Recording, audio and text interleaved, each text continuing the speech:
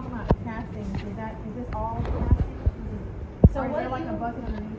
what looks like soil in here is castings. Okay. Like I said, we did not put any dirt in here. So all of this is castings. And you put larger materials in, and then the small, it's breaking it down into soil, essentially. Yes. That's awesome. There's a handle right here. I can actually, you can tell this is a finer screen. It's going to catch the finer things. This is a 1/4 inch screen.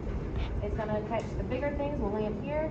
And then the larger thing like leaves or maybe any little pieces of like rotten wood that we put in there.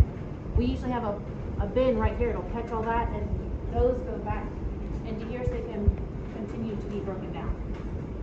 You come right here and we turn it. Sometimes you kind of have to tap it until it gets stuck in here. So you turn it, and you can sell your castings without doing this method right here. But whenever we are selling our castings, we want you to get castings and not leaves, not sticks, because we're selling by the pound or by the gallon. We don't want to fill you up with just dead leaves. So what we do is, if y'all want to You can also reuse that back into it. Yeah, all that'll go right back in there. Oh, that's so pretty.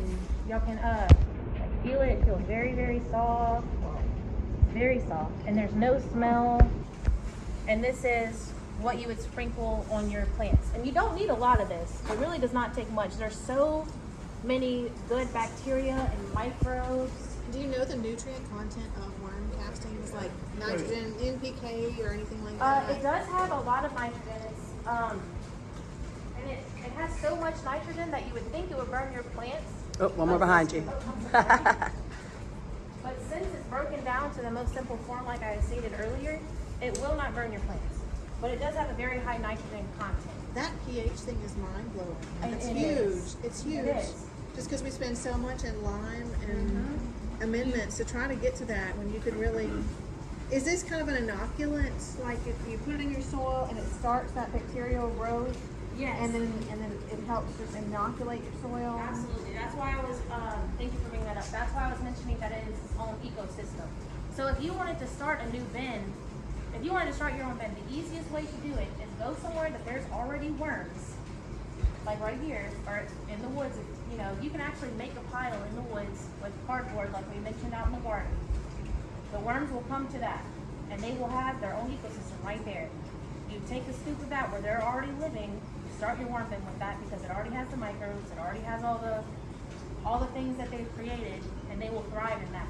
And you're just giving, that one scoop is just their start, and you're giving them a place to be. So is that sort of like night crawlers? So we don't do night crawlers, we do red wigglers. I'm sorry, I should have said that first. These are red Because- wigglers.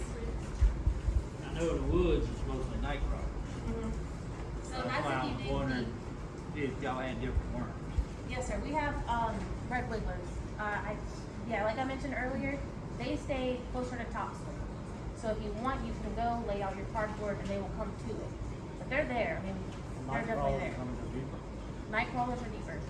You could probably run a system with both, I would think. Oh, You yeah, have a for deep sure. bin Where as well these as the are top. in your garden, night crawlers are as well. They eat, night crawlers will eat dirt though. That's the only difference. These won't eat dirt. These live on the top and they break down the organic material that is on top of your soil. Night crawlers go deep. They all will tunnel, and that aerates your